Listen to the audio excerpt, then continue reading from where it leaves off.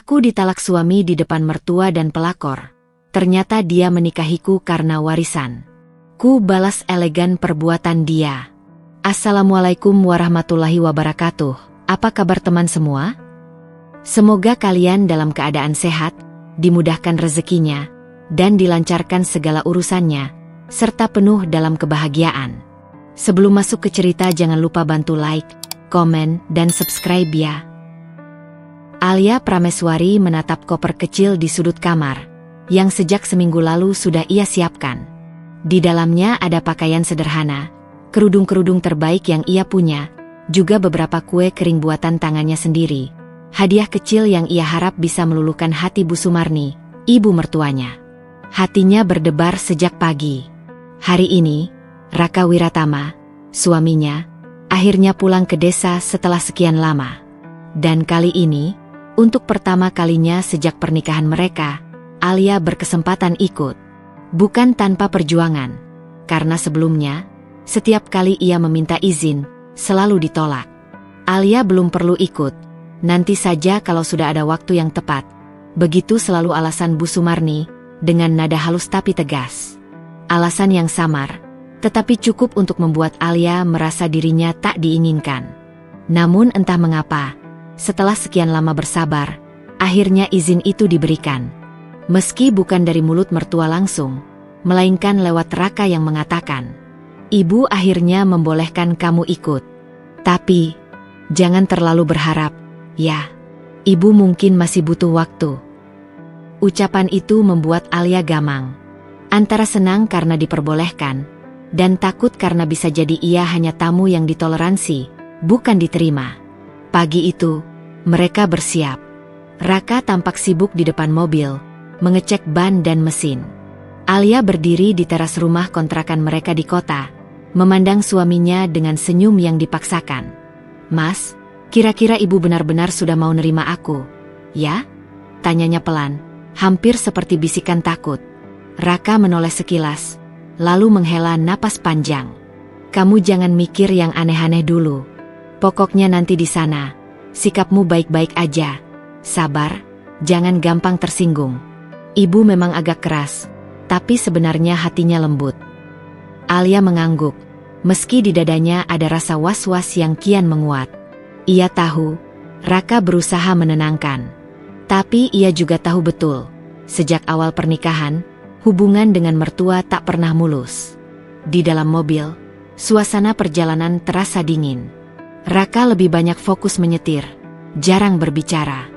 Alia duduk di sampingnya, sesekali melirik keluar jendela. Sawah, pepohonan, dan rumah-rumah desa yang mulai terlihat seharusnya membuat hatinya tenang. Namun justru sebaliknya, semakin dekat dengan kampung halaman suaminya, semakin berat napasnya. Dalam hati ia berdoa, "Ya Allah, semoga aku bisa diterima. Semoga aku tidak dipermalukan." Namun firasat itu sulit ia abaikan. Ketika mobil mereka akhirnya melewati gapura desa, Alia sempat tersenyum kecil. Namun senyum itu cepat pudar ketika ia menangkap lirikan samar dari beberapa orang desa yang melihat ke arah mereka.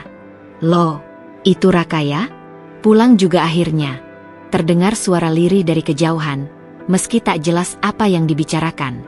Alia menunduk, menggenggam erat tangannya sendiri. Tak lama, rumah besar dengan ket putih kusam dan halaman luas pun tampak. Disitulah Bu Sumarni menunggu. Alia bisa melihat sosok perempuan parubaya dengan selendang tersampir di bahunya, berdiri tegak di teras rumah. Wajahnya tanpa senyum, tatapannya tajam menembus kaca mobil. Alia menarik napas panjang. Di saat itulah, ia tahu, perjalanan ini bukan sekadar mudik biasa. Ini adalah ujian bagi dirinya. Apakah ia diterima sebagai menantu, atau semakin ditepis sebagai orang asing? Begitu langkah pertama Alia Prameswari menginjak halaman rumah itu, hawa asing langsung menyergapnya. Udara desa yang biasanya segar justru terasa berat, menekan dada.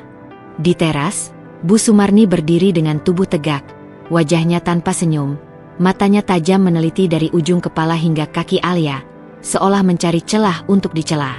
"Assalamualaikum, Bu." Alia mencoba menebar ramah dengan senyum yang tulus, meski bibirnya sedikit bergetar. Ia menunduk sopan, membawa kotak kue kering hasil tangannya. "Ini, Alia bawakan kue untuk ibu. Mudah-mudahan suka." Alih-alih menjawab salam atau menerima dengan tangan terbuka, Bu Sumarni hanya mengangkat alis. "Taruh saja di meja. Kalau enak, nanti orang rumah makan. Kalau enggak, ya biar ayam yang makan," jawabnya datar. Alia tercekat. Senyum di wajahnya nyaris runtuh, tapi ia paksa tetap bertahan. Dengan hati-hati, ia letakkan kotak itu di meja ruang tamu, lalu duduk pelan di kursi kayu yang keras. Raka sempat menegur halus, "Bu, Alia capek, loh. Perjalanan jauh, biar istirahat dulu." Namun Bu Sumarni menukas cepat. "Capek apa? Baru duduk di mobil saja sudah bilang capek. Perempuan kota memang gitu, manja." Alia terdiam. Ia menunduk, meremas jemari tangannya sendiri di pangkuan. Tidak ada tempat baginya untuk membalas, meski hatinya perih. Siang itu, rumah terasa makin dingin meski matahari menyengat di luar. Alia mencoba membantu di dapur, mencuci sayur dan menata piring. Tapi setiap gerakannya diperhatikan, setiap hasil kerjanya dibandingkan. "Loh, iris bawang kok tebal-tebal gini? Ibu kalau iris tipis, biar cepat mateng. Dasar nggak biasa kerja di dapur," sindir Bu Sumarni keras-keras. Alia berusaha menjawab pelan, "Maaf, Bu. Nanti Alia perbaiki." Tapi jawaban lembut itu malah disambut dengan tawa sinis. Iya, perbaiki. Tapi jangan sampai bikin orang lain ribet. Kalau mau bantu, ya bantu benar, jangan malah ngerepotin." Setiap kata terasa seperti jarum yang menancap di dada Alia. Saat makan siang bersama, situasi tak jauh berbeda. Alia sudah menyiapkan lauk dengan penuh hati-hati, berharap setidaknya akan dihargai.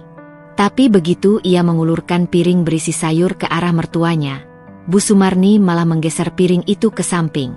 Sudah. Ibu ambil sendiri. Tidak usah dilayani segala. Lagian, entah bersih atau tidak tanganmu setelah ngulek tadi," ucapnya dingin. Raka yang duduk di samping hanya terdiam. Alia sempat menatap suaminya, mencari dukungan, tapi Raka menghindar, pura-pura sibuk dengan nasinya. Hatinya runtuh sedikit demi sedikit. Ia berusaha menelan makanan, tapi rasanya hambar. Malam harinya, setelah semua orang masuk kamar, Alia duduk sendiri di depan kayu kamar tamu. Lampu redup, suara jangkrik di luar terdengar nyaring.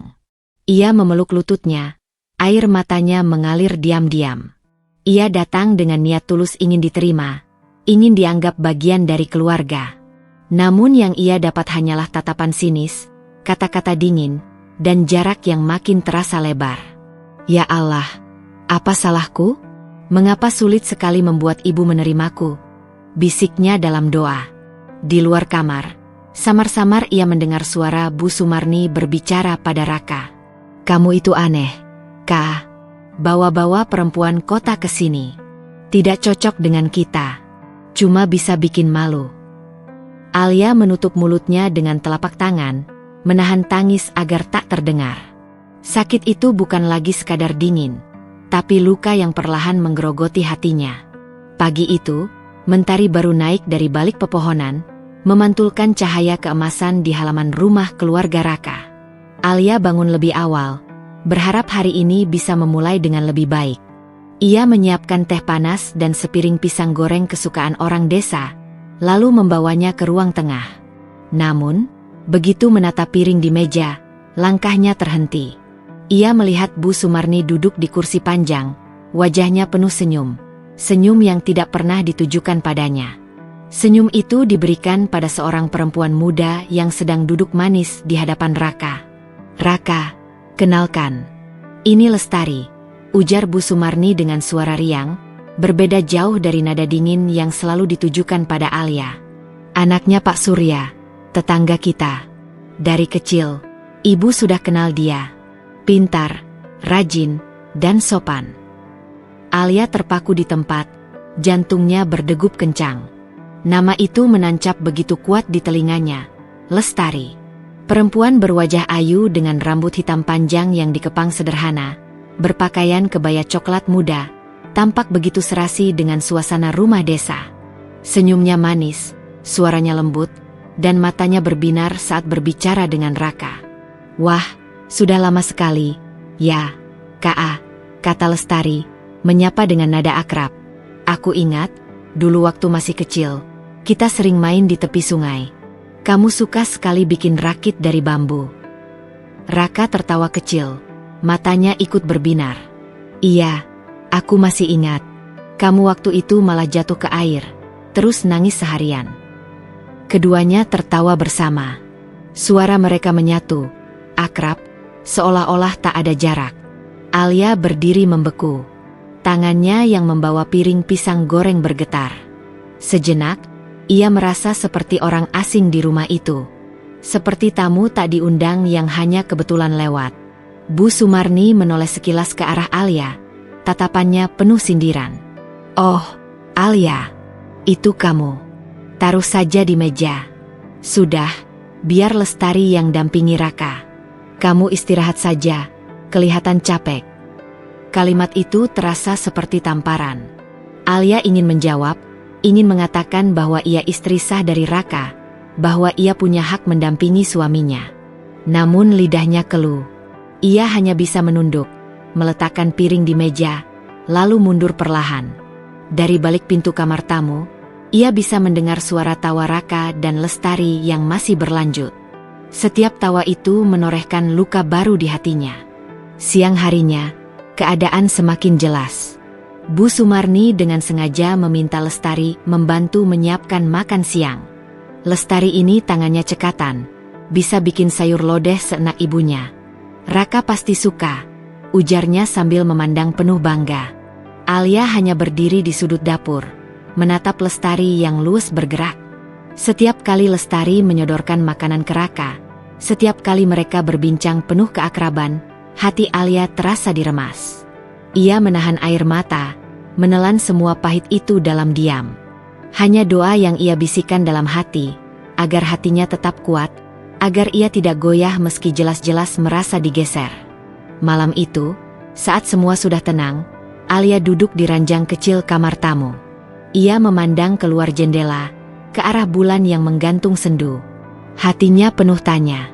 Apakah kehadirannya benar-benar diinginkan di rumah ini? Atau sejak awal, ia hanya penghalang bagi rencana sang mertua? Lalu mengapa Raka tampak begitu nyaman dengan Lestari? Senyumnya, tawanya, semuanya terasa begitu alami, seolah-olah Alia hanya bayangan yang bisa diabaikan. Dengan suara lirih, Alia berbisik pada dirinya sendiri. "Aku ini siapa di mata mereka? Istri? Atau hanya tamu yang kebetulan singgah?" Dan di saat itulah, ia mulai merasakan sesuatu yang lebih besar dari sekadar penolakan, sebuah ancaman nyata pada pernikahannya. Malam itu, udara desa terasa lembab. Hujan baru saja reda, menyisakan aroma tanah basah yang menusuk hidung. Alia terbaring di ranjang kayu kamar tamu, matanya terbuka lebar menatap langit-langit. Tubuhnya lelah, tapi pikirannya berisik. Bayangan tawa Raka dan Lestari sejak pagi terus bergema di telinganya. Raka, yang biasanya pulang ke kamar lebih awal saat mereka di kota, kini betah berlama-lama di ruang tengah. Alia mendengar samar-samar suara percakapan pelan bercampur dengan dentingan sendok di gelas teh. Suara perempuan itu jelas suara Lestari, lembut dan penuh keakraban. Hatinya bergetar. Ada sesuatu yang ditutupi, ia bisa merasakannya. Hampir tengah malam, saat rumah sudah sepi, Alia bangun perlahan. Ia keluar dari kamar, langkahnya hati-hati agar tidak menimbulkan suara. Ia menuju ruang tamu, kosong. Namun di meja, ia melihat sesuatu yang membuat dadanya berdebar. Ponsel Raka tergeletak begitu saja. Biasanya, Raka tidak pernah jauh dari ponselnya. Tapi entah mengapa malam ini ia meninggalkannya. Dengan tangan gemetar, Alia meraihnya. Ada perasaan bersalah, tapi rasa penasaran bercampur sakit hati lebih besar. Ia membuka layar, dan layar itu tidak terkunci.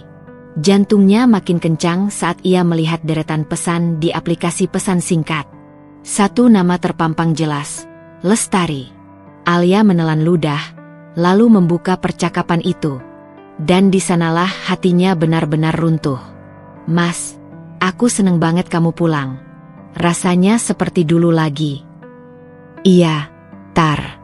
Aku juga kangen. Kamu tahu kan, aku gak pernah bisa lupain kamu. Nanti kalau ada waktu, kita ke sungai itu lagi. Ya, tempat kita dulu.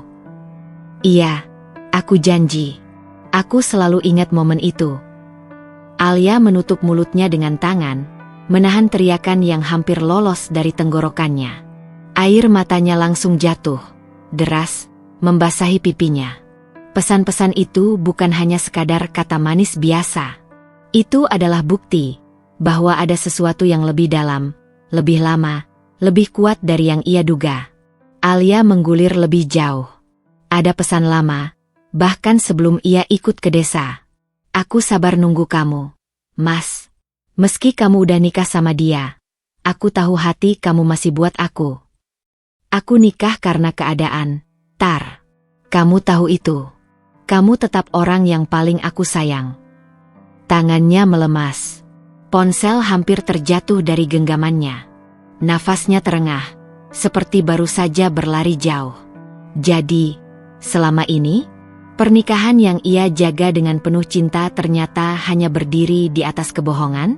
Tiba-tiba terdengar suara langkah dari luar. Alia buru-buru menaruh kembali ponsel itu di meja, lalu kembali ke kamar dengan tubuh menggigil.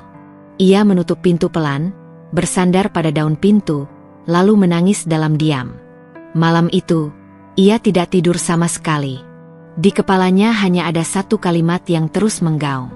Raka menikahiku bukan karena cinta. Hatinya masih untuk Lestari. Pagi menjelang. Alia bangun dengan mata sembab. Ia berusaha menutupi bekas tangis dengan senyum tipis, tapi hatinya hancur. Saat melihat Raka bercakap lagi dengan Lestari di halaman, ia merasa dirinya seperti bayangan yang tak berarti. Kini, ia bukan hanya menghadapi mertua yang menolak keberadaannya. Lebih dari itu, ia menghadapi kenyataan pahit. Suaminya sendiri ternyata telah mengkhianatinya sejak lama. Alia duduk di tepi ranjang kayu, tubuhnya kaku. Sejak malam tadi, isi pesan mesra antara Raka dan Lestari terus terngiang-ngiang. Ia mencoba menahan diri, mencoba tetap tenang. Tetapi setiap kali mendengar tawa mereka berdua, hatinya terasa diremuk. Sampai akhirnya, ketika malam tiba dan mereka berdua sudah berada di kamar, Alia tak mampu lagi menyimpan semuanya. Ia menatap Raka yang tengah membuka kancing kemejanya, lalu berkata dengan suara bergetar, "Mas, aku sudah tahu semuanya." Raka menoleh, alisnya mengernyit. "Tahu apa?" Alia menelan ludah. "Tentang kamu dan Lestari. Pesan-pesan kalian. Semua yang kamu sembunyikan dariku." Sekejap, wajah Raka berubah. Namun bukan rasa bersalah yang muncul, melainkan ketidaksukaan karena rahasianya terbongkar. Ia menghela napas panjang, lalu menatap Alia dengan dingin. "Kamu baca ponselku?" Alia tercekat. Aku nggak sengaja, Mas. Ponselmu ada di meja. Aku hanya ingin tahu kebenaran." "Dan sekarang kamu menuduhku," potong Raka dengan nada meninggi. "Kamu nggak sadar? Selama ini aku yang paling tersiksa." Alia membelalakan mata, tidak percaya dengan kalimat itu. "Tersiksa? Kamu selingkuh, Mas. Kamu masih menjalin hubungan dengan Lestari, sementara aku berusaha sekuat tenaga menjaga rumah tangga kita." Raka mendengus sinis. "Menjaga rumah tangga? Apa yang kamu jaga, Alia? Kamu sibuk dengan urusan tambangmu itu, perusahaan warisan bapakmu yang selalu kamu banggakan. Kamu lebih peduli sama laporan produksi, saham, dan pekerja-pekerja tambang daripada sama aku, suamimu." Perkataan itu menusuk jantung Alia. Ia menatap Raka dengan air mata menggenang. "Mas, semua yang aku lakukan di perusahaan itu untuk kita. Untuk masa depan rumah tangga kita. Aku kerja keras karena aku ingin kita hidup layak, gak kekurangan apapun. Kenapa itu yang kamu salahkan?" Namun Raka tak berhenti. Suaranya meninggi, penuh amarah yang sudah lama ia pendam. Kamu pikir aku butuh semua harta itu? Aku butuh kamu ada di sampingku, Alia. Tapi apa? Setiap hari kamu sibuk urus tambang, rapat, ketemu investor. Kamu pulang malam, kadang capek dan gak peduli aku sudah makan atau belum. Kamu itu cuma tahu kerja, kerja, kerja. Alia menutup mulut dengan tangannya, tubuhnya bergetar. Kata-kata itu bagai hujan batu yang menghancurkan dinding pertahanannya. Ia ingin berteriak, ingin membela diri, tapi suaranya tercekat. Akhirnya, ia hanya mampu berkata lirih, kalau memang aku kurang, kenapa kamu gak pernah bicara? Kenapa harus Lestari yang jadi tempatmu berlari? Raka terdiam sejenak, tapi matanya tidak melunak. Ia justru berbalik, duduk di kursi kayu dengan wajah keras. Karena Lestari ngerti aku. Dia nggak sibuk mikirin hal-hal besar. Dia ada buat aku, dia dengar aku, dia bikin aku ngerasa berarti. Kalimat itu meruntuhkan seluruh kekuatan Alia.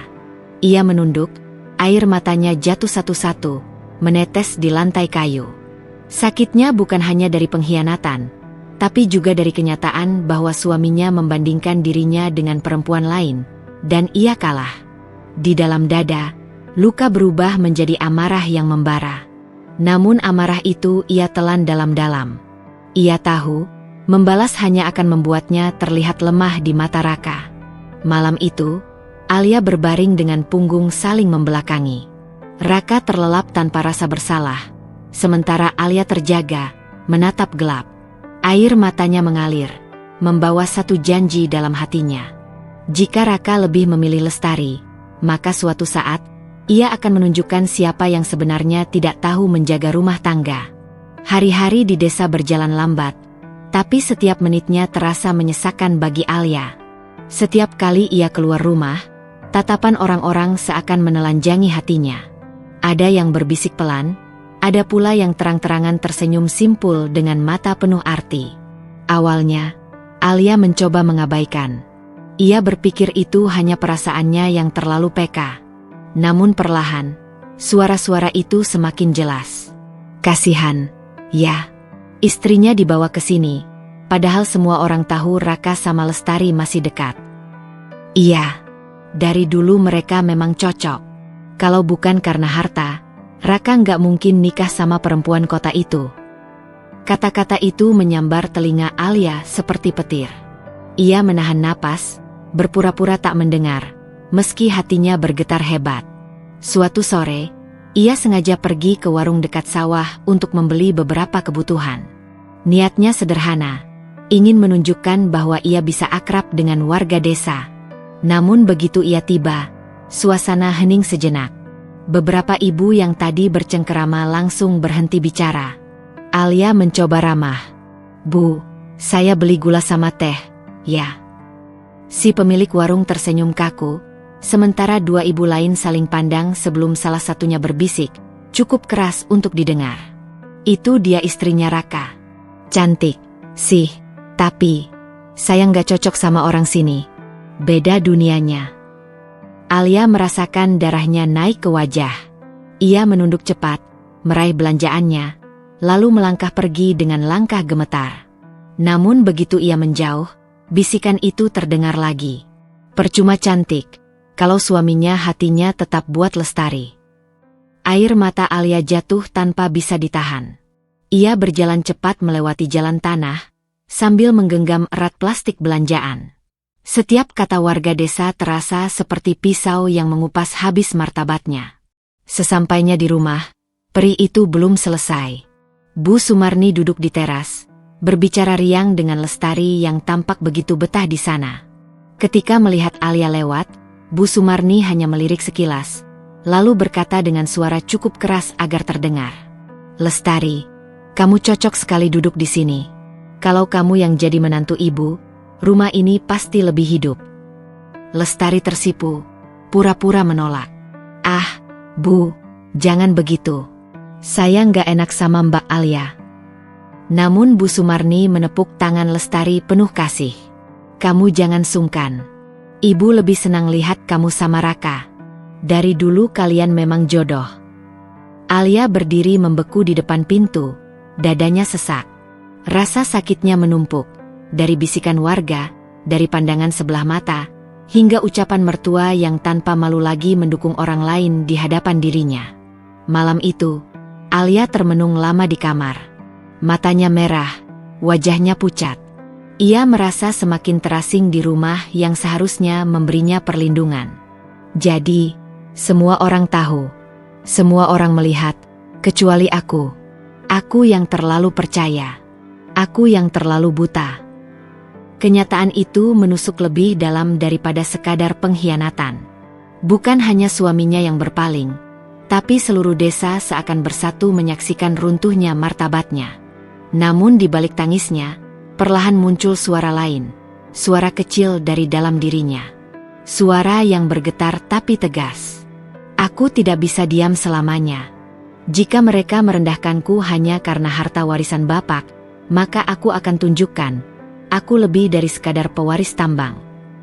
Hari itu, Alia baru saja selesai menerima telepon dari manajer lapangan tambang batubara yang terletak di Kalimantan. Suaranya bergetar ketika memberi kabar bahwa kepemilikan salah satu tambang besar, yang selama ini Alia rawat sebagai amanah dari mendiang ayahnya, Pak Pranoto, tiba-tiba resmi berpindah tangan. Nama yang tercatat di sertifikat kini bukan lagi Alia Prameswari, melainkan Raka Wiratama. Alia merasa darahnya berhenti mengalir. Tidak mungkin, itu atas nama ayah. Aku punya semua dokumen warisan, bahkan surat wasiatnya, gumamnya. Tangannya gemetar memegang ponsel. Ia berulang kali menanyakan kepastian pada sang manajer. Namun jawaban yang ia terima sama. Semua sudah sah, semua berkas sudah ditandatangani oleh pihak keluarga, dengan Raka sebagai ahli waris sah. Alia menutup telepon dengan wajah pucat. Napasnya tersengal. Ia melangkah menuju kamar Raka, berharap ada penjelasan. Tetapi begitu pintu kamar terbuka, ia mendapati Raka duduk santai, bersandar di kursi kayu, sambil menyeruput kopi buatan Bu Sumarni. Raka, suara Alia bergetar. Apa benar tambang ayah sudah atas namamu? Bagaimana bisa? Raka menoleh sekilas, lalu tersenyum tipis. Iya, memang benar. Semua sudah beres. Beres. Alia membentak, tak mampu lagi menahan emosi. Itu warisan ayahku. Ayah meninggalkan tambang itu untukku, bukan untukmu. Apa kau memalsukan tanda tanganku? Raka bangkit, mendekat dengan wajah tenang, namun sorot matanya menusuk. Alia, dengarkan aku. Kau memang anak tunggal Pak Pranoto, tapi kau itu perempuan. Apa kau pikir bisa mengurus tambang sebesar itu sendirian? Aku ini suamimu. Aku punya hak. Dan lagi, aku melakukan ini demi kebaikan. Kau sibuk dengan perasaan. Aku yang paham bisnis. Alia mundur satu langkah, tubuhnya bergetar menahan marah. Jangan berdalih.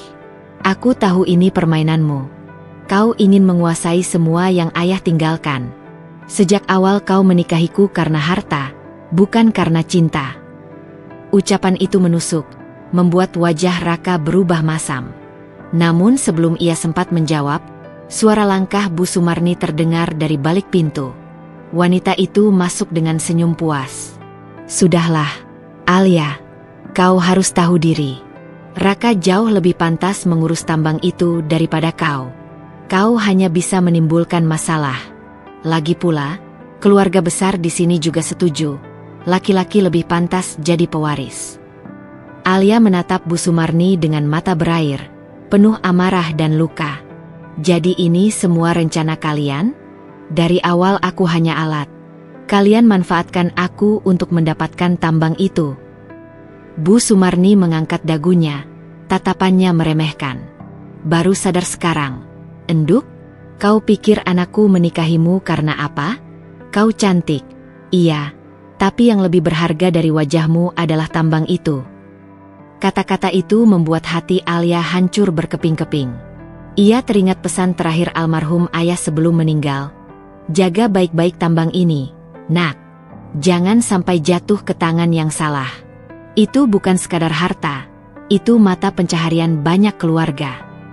Air mata Alia jatuh, tapi tangannya mengepal kuat. Ia sadar, ini bukan hanya soal warisan, tapi tentang menjaga amanah ayahnya dan masa depan banyak pekerja tambang. Kalau kalian pikir aku akan diam, kalian salah besar, bisiknya lirih, namun penuh tekad. Aku akan lawan semua ini. Raka tertawa pendek, mengejek. Silakan coba, Alia. Kau tidak akan menang melawan aku dan ibu. Alia menatap mereka bergantian, lalu berbalik meninggalkan kamar. Hatinya luka, tapi di balik itu ada bara amarah yang mulai menyala. Ia tahu jalan ke depan tidak mudah, namun satu hal pasti, ia tidak akan membiarkan apa yang menjadi amanah ayah dirampas begitu saja. Malam itu, setelah pertengkaran hebat dengan Raka dan sindiran tajam dari Bu Sumarni, Alia mengurung diri di kamar. Lampu kamar hanya menyisakan temaram kuning, bayang-bayang di dinding terasa semakin menyesakan. Ia membuka laci meja kecil, mengeluarkan amplop coklat yang berisi dokumen-dokumen lama peninggalan ayahnya. Tangannya gemetar saat menelusuri setiap lembar, berharap menemukan kejanggalan yang bisa menjawab rasa curiganya. Pikirannya kalut, hingga akhirnya ia memberanikan diri menelpon seseorang yang selama ini selalu bisa ia percaya. Pak Adi, pengacara keluarga yang setia mendampingi mendiang Pak Pranoto sejak awal membangun tambang. Bu Alia, suara Pak Adi di seberang terdengar tenang, meski jelas terkejut menerima panggilan larut malam. Apa benar tambang itu sudah atas nama Pak Raka? Saya baru dengar kabar ini. Benar, Pak. Alia berusaha menahan tangisnya. Semua sudah berganti nama. Saya tidak tahu bagaimana bisa. Padahal surat wasiat ayah jelas-jelas mencantumkan nama saya. Hening sejenak di seberang, kemudian suara berat Pak Adi terdengar. Kalau begitu, kita harus segera bertemu. Besok pagi saya akan ke desa. Jangan khawatir, Bu. Kalau ada permainan kotor, pasti bisa kita buktikan. Keesokan paginya, Pak Adi datang dengan wajah serius. Ia membawa koper hitam berisi dokumen-dokumen lama yang ternyata masih ia simpan sebagai arsip. Mereka duduk di ruang tamu yang sepi.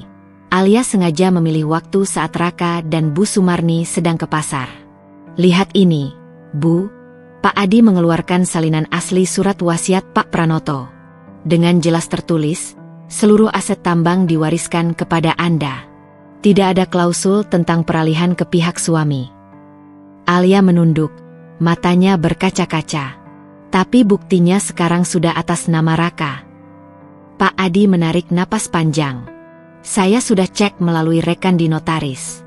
Ada dokumen baru, seolah-olah Anda menandatangani persetujuan pengalihan. Padahal jelas bukan tanda tangan Anda. Dek. Alia merasa jantungnya berhenti sesaat. Jadi, tanda tangan itu dipalsukan.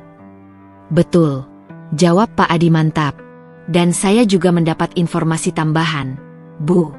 Beberapa bulan sebelum pernikahan Anda, Raka sudah berkonsultasi dengan seseorang mengenai kemungkinan mendapatkan hak atas tambang melalui jalur pernikahan. Artinya sejak awal dia menikahiku hanya demi tambang itu. Alia menyelesaikan kalimatnya dengan suara bergetar. Pak Adi mengangguk pelan, wajahnya penuh iba. Saya minta maaf harus menyampaikan kenyataan pahit ini. Tapi sebaiknya ibu tahu sejak sekarang, agar bisa menentukan langkah. Cinta yang selama ini ibu perjuangkan, hanyalah topeng. Alia menutup mulutnya dengan tangan. Air mata deras jatuh tanpa bisa ia bendung. Semua kenangan manis bersama Raka kini terasa palsu. Ucapan-ucapan sayang, janji setia, perhatian kecil yang dulu membuatnya merasa berharga, ternyata hanya bagian dari sandiwara besar untuk meraih warisan ayahnya. Pak Adi menyentuh bahu Alia, memberi kekuatan. Tenanglah, Bu. Kita masih punya bukti kuat. Pemalsuan tanda tangan adalah tindak pidana. Kita bisa melawan. Tapi saya butuh keputusan dari Anda. Apakah mau membawa masalah ini ke jalur hukum, atau... Alia menatap kosong ke arah jendela, tempat cahaya matahari pagi menyusup pelan. Di luar, ia bisa melihat warga desa lalu lalang. sebagian besar bekerja di ladang atau di pasar. Mereka hidup dari tambang yang diwariskan ayahnya. Bukan hanya soal aku lagi. Ini tentang banyak orang, batinnya. Ia menarik napas dalam, lalu menghapus air mata dengan punggung tangan. Pak Adi, saya tidak akan diam. Saya tidak akan biarkan ayah saya dipermalukan dengan cara ini. Kita harus lawan, apapun risikonya. Pak Adi mengangguk tegas. Baik, Bu. Kalau begitu, kita akan mulai mengumpulkan semua bukti. Percayalah, kebenaran akan berpihak pada yang benar. Alia menggenggam erat surat wasiat asli yang diberikan Pak Adi. Di dadanya, amarah dan luka bercampur menjadi satu. Tapi di balik itu ada tekad yang semakin mengeras. Ia tahu jalan di depan penuh duri. Apalagi Raka dan Bu Sumarni pasti tidak akan tinggal diam. Tapi untuk pertama kalinya sejak semua ini dimulai, Alia merasa dirinya tidak lagi sendirian. Ia punya sekutu, dan ia punya kebenaran di pihaknya. Bab 9 Tersudut. Hari-hari di rumah mertua kian terasa seperti neraka bagi Alia. Setelah rahasia besar tentang tambang mulai terungkap, perlakuan Bu Sumarni padanya semakin kasar dan terang-terangan. Tak ada lagi basa-basi atau pura-pura ramah. Setiap gerak-gerik Alia seakan menjadi bahan salah. Lah, masak sayur saja gosong. Gimana mau jadi istri yang benar? Pantas Raka sering gak betah di rumah. Sindir Bu Sumarni suatu pagi, dengan suara keras yang sengaja dibuat agar tetangga mendengar. Alia hanya terdiam, menunduk menahan perih. Ia tahu jika membantah, hanya akan memancing hujatan lebih tajam. Namun diam pun ternyata tak pernah menyelamatkannya. Anak perempuan manja, cuma bisa mewarisi harta bapaknya. Gak bisa apa-apa. Gak bisa melayani suami, gak bisa ngurus rumah, gak bisa ngurus anak. Ya memang karena gak punya anak. Lanjut Bu Sumarni dengan tatapan penuh kebencian. Ucapan terakhir itu menusuk hati Alia paling dalam. Isu anak selalu menjadi luka yang disimpan rapat-rapat. Meski dokter mengatakan kondisi mereka berdua sehat, namun belum juga ada keturunan setelah beberapa tahun menikah. Dan kini, luka itu dijadikan senjata oleh mertuanya. Sementara itu, Raka semakin jarang pulang. Jikapun pulang, hanya sekadar berganti pakaian atau mengambil sesuatu, lalu pergi lagi. Alia tak perlu menebak kemana ia pergi. Nama Lestari selalu terbayang di kepalanya. Malam itu, Alia duduk sendirian di teras belakang rumah. Angin desa yang semestinya sejuk terasa dingin menusuk. Lampu minyak redup menemani kesepiannya. Ia memandang ke arah jalan setapak, berharap Raka muncul. Tapi hingga malam larut, sosok itu tak kunjung pulang. Bu Sumarni muncul sambil mengibas kain jarik di bahunya. Senyum miring terukir di bibirnya. Jangan ditunggu, enduk. Raka itu kalau sudah sama Lestari, bisa sampai pagi. Kau ini bodoh sekali, masih juga berharap. Alia menoleh, matanya berkaca-kaca. Bu, kenapa harus begini? Apa salah saya sampai ibu begitu membenci saya? Bu Sumarni terkekeh, suaranya tajam. Salahmu? Kau lahir sebagai anak orang kaya, itu salahmu. Raka hanya terjebak karena harta bapakmu. Kalau tidak ada tambang itu, anakku tidak akan pernah memilihmu. Kata-kata itu menghantam Alia seperti badai. Ia merasa semua yang ia percayai selama ini runtuh sedikit demi sedikit. Cinta yang ia kira tulus, rumah tangga yang ia kira bisa ia jaga, keluarga yang ia kira bisa menerima, semuanya ternyata hanya sandiwara. Tak kuat menahan sakit, Alia beranjak masuk ke kamar. Ia rebah di ranjang sempit, menutup wajah dengan kedua tangan. Isak tangisnya teredam bantal. Ia merasa sendirian, terjebak di tengah lingkaran penghinaan yang tiada ujung. Namun di sela-sela tangisnya, ia teringat wajah ayahnya. Pesan-pesan yang dulu sering diucapkan masih terngiang jelas. Hidup ini penuh orang yang ingin menjatuhkanmu, Alia. Tapi jangan pernah kau biarkan mereka menginjak harga dirimu. Ingat, Prameswari tidak pernah menyerah. Air mata Alia semakin deras, tapi hatinya perlahan mulai mengeras. Meski tersudut, meski diremehkan, Ia tahu ia tak boleh hancur begitu saja. Ada yang harus ia perjuangkan, bukan hanya demi dirinya, tapi demi amanah yang lebih besar. Malam itu, di tengah kesunyian, Alia berjanji pada dirinya sendiri. Ia boleh terpuruk hari ini, tapi ia tidak akan selamanya tersudut. Siang itu, rumah keluarga Wiratama terasa tegang. Meja makan besar dari kayu jati yang biasanya hanya dipenuhi lauk sederhana mendadak menjadi tempat berkumpul 3 sosok. Raka, Bu Sumarni, dan Lestari.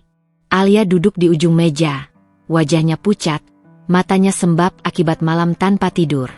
Piring-piring kosong hanya menjadi hiasan. Tak ada aroma masakan, tak ada tawa keluarga. Hanya dingin yang menggantung di udara, seakan setiap helai napas membeku di ruangan itu. Raka duduk di tengah, tubuhnya bersandar santai, namun sorot matanya penuh ketegasan. Di sebelahnya, Lestari tampak menunduk dengan senyum malu-malu, seolah sedang menikmati posisi yang kini diraihnya. Sedangkan Bu Sumarni, wajahnya berseri puas, tatapannya tajam menusuk Alia. Alia berusaha menenangkan diri. Ia tahu sesuatu yang buruk akan terjadi, tapi tak pernah ia bayangkan akan secepat ini. Sudah waktunya aku bicara. Suara Raka memecah keheningan. Dingin, datar, tanpa getaran sedikit pun. Alia, aku tidak bisa lagi melanjutkan pernikahan ini. Aku sudah memutuskan. Aku menjatuhkan talak kepadamu. Dunia Alia seakan berhenti berputar. Kata-kata itu menusuk telinganya, menghantam jantungnya. Bibirnya bergetar, tapi suara tak keluar. Talak. Satu kata, namun cukup untuk meruntuhkan seluruh mimpi dan harapannya. Raka melanjutkan, tanpa sedikit pun menoleh pada wajah istrinya yang hancur. Aku ingin hidup dengan wanita pilihanku sendiri, dengan Lestari. Dia yang selama ini mengerti aku, yang membuatku merasa utuh sebagai laki-laki. Lestari menunduk semakin dalam, pura-pura menahan rasa malu, meski bibirnya tak bisa menyembunyikan senyum kemenangan. Bu Sumarni menepuk tangan putranya, seolah memberi restu. Bagus, nak, sudah saatnya kau mengambil keputusan tegas. Perempuan itu tidak pernah cocok untukmu. Sejak awal ibu tahu, dia hanya beban. Alia akhirnya berhasil bersuara, meski suaranya serak dan bergetar. Raka, apa selama ini tidak ada sedikit pun cinta di hatimu untukku? Semua yang kita lalui hanya kebohongan. Raka menatapnya dengan dingin, tatapan yang sama sekali tak menyisakan kasih.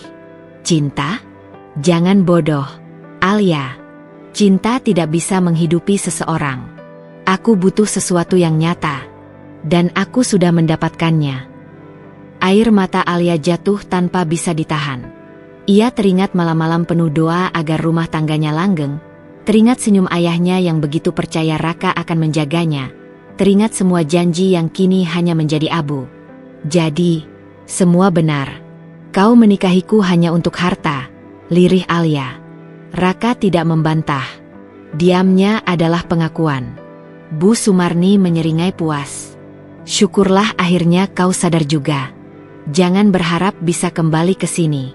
Rumah ini bukan untukmu. Dan jangan bermimpi lagi menguasai tambang itu. Semua sudah berakhir untukmu, Alia. Hening panjang menyelimuti ruangan. Alia memandang satu persatu wajah di hadapannya. Suami yang kini tak lagi mengakuinya, mertua yang sejak awal membencinya, dan wanita asing yang kini merebut segalanya. Hatinya hancur, tubuhnya gemetar. Namun di balik air mata yang jatuh, ada secercah api yang mulai menyala.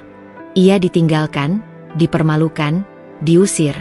Tapi ia tahu hidupnya tidak akan berhenti di meja dingin ini. Alia berdiri perlahan, kursinya berderit di lantai kayu. Suaranya lirih, tapi syarat keteguhan. Baiklah, Raka. Kau sudah menjatuhkan talak. Kau, ibu, dan Lestari boleh merayakan kemenangan hari ini. Tapi ingatlah, tidak ada yang abadi. Apa yang kau rampas dariku akan menjadi beban di pundakmu. Dan suatu hari, kalian akan menuai akibatnya. Tanpa menunggu jawaban, Alia melangkah pergi. Setiap langkahnya berat, tapi hatinya sudah memutuskan. Ia akan bangkit, meski harus melalui jalan penuh duri. Di belakangnya, suara tawa kecil Bu Sumarni dan desahan lega Raka terdengar jelas. Namun Alia memilih tidak menoleh. Untuk pertama kalinya, ia benar-benar sendirian. Namun justru dari kesendirian itulah, kekuatan barunya akan lahir. Langkah Alia terasa berat saat meninggalkan rumah keluarga Wiratama. Tanah desa yang berdebu seolah menempel pada setiap tapak kakinya, seakan tak rela melepaskannya pergi. Dadanya sesak, matanya basah, namun ia menolak menoleh ke belakang. Ia tahu, jika sekali saja ia melihat ke rumah itu, seluruh sisa kekuatannya akan runtuh. Sore itu, ia berhenti di sebuah penginapan kecil di pinggir desa. Kamar sederhana dengan ranjang kayu dan jendela berlapis tirai lusuh menjadi saksi runtuhnya pertahanan Alia. Ia rebah, menutupi wajah dengan kedua tangan, membiarkan tangisnya pecah tanpa kendali. Suara-suara menyakitkan masih bergema di kepalanya. Kata-kata dingin Raka, ejekan Bu Sumarni, senyum kemenangan Lestari. Semua terasa seperti mimpi buruk yang nyata. "Ayah, maafkan Alia," bisiknya disela isakan. "Aku gagal menjaga amanahmu. Aku gagal menjaga diriku sendiri." Ponselnya bergetar di meja. Alia menoleh malas, tapi ketika melihat nama Kania tertera di layar, tangannya langsung meraih. Kania adalah sahabat yang sudah seperti saudara. Satu-satunya tempat Alia bisa menumpahkan segala luka tanpa takut dihakimi. "Halo, Li," suara Kania terdengar cemas. "Aku dengar kabar dari orang kantor. Kamu ke desa, ya? Ada apa? Suaramu kok terdengar kacau." Alia tak sanggup menahan lagi. Tangisnya pecah di seberang sambungan, membuat Kania panik. Kania, aku ditalak. Di depan mertuaku, di depan perempuan itu. Semuanya hancur. Mereka rampas tambang ayahku. Aku bahkan tak tahu harus bagaimana lagi." Kania terdiam sejenak. Lalu suaranya mengeras penuh keyakinan. "Alia, dengarkan aku. Kamu tidak sendirian. Aku ada. Jangan biarkan mereka berpikir kamu sudah kalah. Mereka memang berhasil menjatuhkanmu hari ini, tapi itu bukan akhir cerita. Kamu masih punya hak, masih punya kekuatan." Alia mengusap air matanya, meski hatinya masih terasa runtuh. "Tapi, kan, aku lelah. Rasanya aku ini tidak punya siapa-siapa lagi. Semua yang aku cintai pergi, semua yang aku percayai mengkhianati." "Tidak, Li." Kania menyela dengan tegas. "Kamu masih punya aku, kamu masih punya dirimu sendiri, dan yang paling penting, kamu masih punya amanah dari ayahmu. Ingat pesan beliau? Jangan pernah biarkan tambang itu jatuh ke tangan yang salah. Jangan biarkan pengorbanan ayah sia-sia hanya karena permainan kotor mereka." Kata-kata itu menyalakan kembali bara kecil di hati Alia. Meski tubuhnya lunglai, meski matanya sembab, ia mulai merasa ada sesuatu yang masih bisa diperjuangkan. "Aku takut, kan?" lirih Alia. "Mereka terlalu kuat. Raka punya nama, punya kedudukan. Aku hanya perempuan yang baru saja diusir." Kania menarik napas dalam di seberang. "Justru karena itu kamu tidak boleh diam. Kalau kamu diam, mereka akan semakin berkuasa. Tapi kalau kamu melawan, meski sakit, kamu masih punya peluang. Aku akan bantu, Li. Aku akan carikan pengacara. Aku akan berdiri di sampingmu. Kamu tidak sendiri." Air mata kembali jatuh. Tapi kali ini bukan hanya air mata luka. Ada rasa hangat yang perlahan mengisi dada Alia. Ia menggenggam ponselnya erat, seolah menggenggam tangan sahabatnya. "Terima kasih, kan? Kalau tidak ada kamu, mungkin aku sudah menyerah sekarang." "Jangan bilang menyerah, Li. Kamu harus bangkit. Kamu harus tunjukkan ke mereka, ke dunia, bahwa Alia Prameswari bukan perempuan lemah yang bisa diinjak-injak. Kamu lebih dari itu." Hening sejenak menyelimuti percakapan mereka, hingga akhirnya Alia menarik napas panjang. Untuk pertama kalinya setelah hari-hari penuh kegelapan, ia merasa sedikit cahaya masuk ke hatinya. Meski hati masih runtuh, Meski luka masih berdarah, ia tahu dirinya tidak sepenuhnya sendirian. Dan dalam hatinya, ia mulai berjanji, suatu hari, ia akan bangkit. Bukan hanya untuk dirinya, tapi untuk amanah ayahnya dan harga diri yang selama ini diinjak-injak.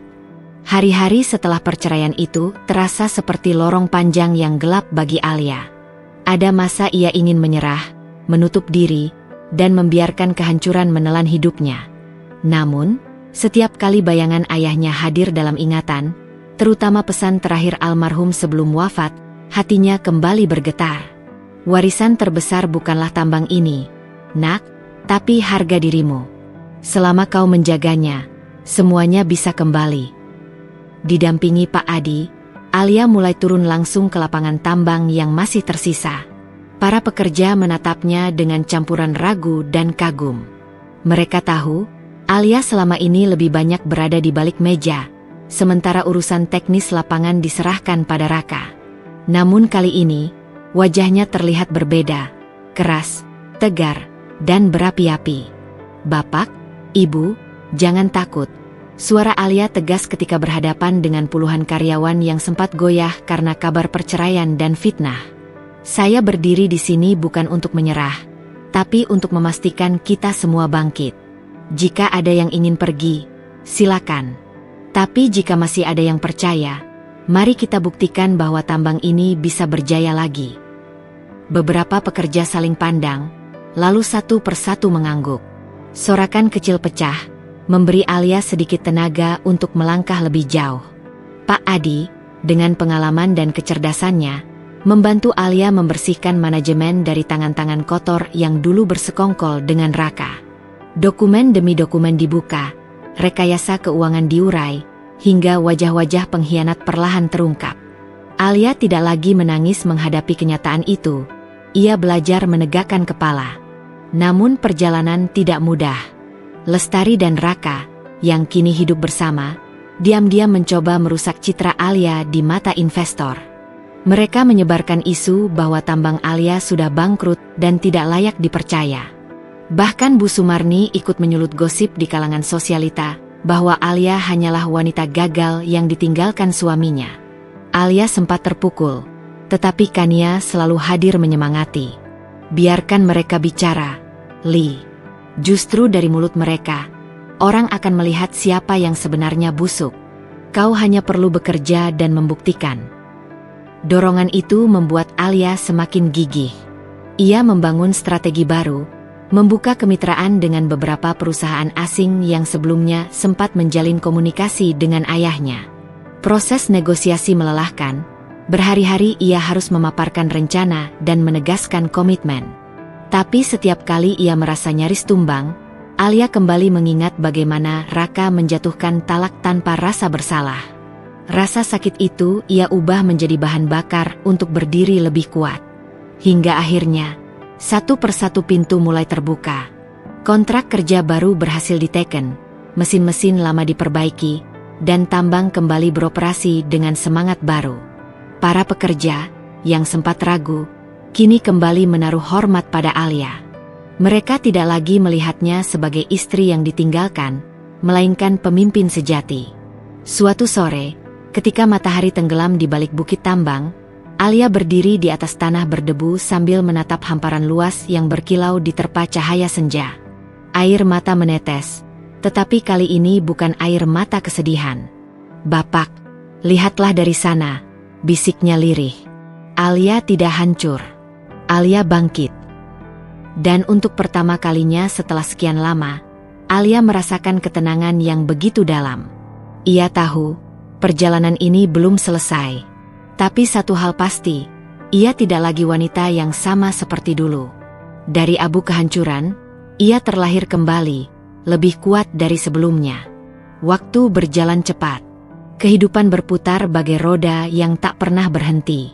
Tambang yang dulu diatasnamakan Raka, hasil dari tipu muslihat dan pengkhianatan, kini benar-benar bangkrut. Salah urus, keserakahan, dan gaya hidup mewah bersama Lestari membuat keuangan mereka hancur total. Mesin-mesin teronggok berkarat, para pekerja meninggalkan lokasi, dan kreditur datang silih berganti menagih utang.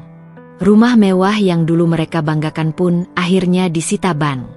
Lestari, yang terbiasa hidup penuh pesta dan gemerlap, tak sanggup menghadapi kenyataan. Ia sering terdengar bertengkar dengan Raka, menuduh satu sama lain sebagai penyebab kehancuran. Sementara itu, Bu Sumarni yang dulu pongah, kini merasakan pahitnya hidup. Kabar jatuh miskinnya keluarga tersebar luas. Orang-orang yang dulu menjilat dan memuji kini menjauh, bahkan ada yang menertawakan di belakang. Dari rumah besar yang selalu dipenuhi tamu, ia kini hanya tinggal di rumah kontrakan sempit bersama anaknya yang terpuruk. Di sisi lain, Alia berdiri tegak. Perusahaannya yang sempat hampir runtuh kini bangkit dengan wajah baru. Berkat strategi cerdas dan kerja keras bersama Pak Adi dan Kania, tambang warisan ayahnya kembali beroperasi, bahkan jauh lebih maju dari sebelumnya. Alia tidak hanya menyelamatkan warisan keluarganya, tetapi juga membuka lapangan pekerjaan bagi ratusan orang yang sempat kehilangan penghasilan. Suatu hari, Alia menghadiri pertemuan besar di balai kota. Para pejabat, investor, dan tokoh masyarakat hadir memberikan penghargaan atas kontribusinya dalam menghidupkan kembali tambang lokal. Saat ia berdiri di atas panggung, tepuk tangan meriah menggema. Wajahnya terlihat anggun, penuh wibawa, tak ada lagi jejak istri yang pernah ditinggalkan. Di luar gedung, tanpa sengaja, Raka berdiri dengan pakaian lusuh. Lestari berada di sampingnya, wajahnya tirus dan penuh kesal. Mereka menyaksikan dari jauh bagaimana Alia kini dihormati, sementara mereka terpuruk dalam lumpur kehidupan. Bu Sumarni pun ada di sana, duduk di bangku taman, menatap putri mantan menantunya itu dengan mata berkaca-kaca. Ada penyesalan dalam tatapan tuanya, meski mulutnya tak lagi mampu melontarkan hinaan seperti dulu. Alia melangkah keluar gedung dengan langkah mantap. Sejenak matanya bertemu dengan Raka. Ada luka lama yang berusaha muncul, tetapi Alia segera menepisnya. Ia tersenyum tipis, lalu melewati mereka tanpa sedikit pun menoleh ke belakang. Dia menang, bisik Lestari dengan getir. Tidak, kita hanya belum beruntung, sahut Raka, namun suaranya terdengar lemah, seperti meyakinkan dirinya sendiri. Bagi Alia, momen itu bukanlah kemenangan untuk dipamerkan. Ia tidak membutuhkan balas dendam. Cukup dengan melihat dirinya kembali tegak, sementara orang-orang yang menghancurkannya jatuh oleh ulah mereka sendiri. Itu sudah menjadi pembalasan yang paling elegan. Di perjalanan pulang, Alia menatap keluar jendela mobil, melihat langit sore yang berwarna keemasan. Kania yang duduk di sampingnya menggenggam tangan sahabatnya itu. Kau sudah sampai di sini, Li. Kau buktikan bahwa harga diri seorang wanita tak bisa dihancurkan oleh pengkhianatan. Alia tersenyum, menahan haru. Bukan hanya untukku, kan? Ini untuk semua wanita yang pernah diperlakukan rendah. Aku ingin mereka tahu, kita bisa bangkit, kita bisa menang, dengan cara terhormat. Mobil itu melaju perlahan meninggalkan kota. Alia menutup mata sejenak, membiarkan angin sore menepuk wajahnya. Untuk pertama kalinya, ia merasa bebas. Bebas dari belenggu masa lalu, dan bebas menatap masa depan. Dari abu kehancuran, Alia benar-benar bangkit. Dan kemenangan sejatinya adalah harga diri yang tak pernah bisa dirampas siapapun.